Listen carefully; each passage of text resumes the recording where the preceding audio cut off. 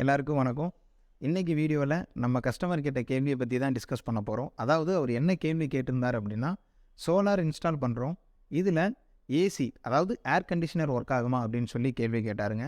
பொதுவாக air conditioner அப்படின்றது இன்றைக்கி எல்லாரோட வீட்லேயுமே ஒரு நெசசரியான ஒரு பொருளாகிடுச்சு. மோரோவர் கரண்ட் பில் அதிகமாகிறதுமே அதிகப்படியாக நம்ம ஏசி யூஸ் பண்ணுறதுனாலே வருதுங்க. அப்படி இருக்கும்போது நம்ம சோலார் இன்ஸ்டால் பண்ணுறோம், இது சோலாரில் வேலை செய்யுமா அப்படின்றது நிறைய மக்களுக்கு ஒரு கேள்வியாக இருக்குது. ஸோ ஒரே ஒரு விஷயத்தை ஞாபகம் வச்சுக்கோங்க, ஏசி அப்படின்ற ஒரு டிவைஸை நீங்கள் சோலார் மூலமாக ரன் பண்ண முடியும். இது 2 மெத்தட்லேயும் பாசிபிள். அதாவது சோலாரில் ஆன் கிரிடாக போட்டு உங்களால் ரன் பண்ண முடியும், ஆஃப் கிரிடாக போட்டு ரன் பண்ண முடியும்.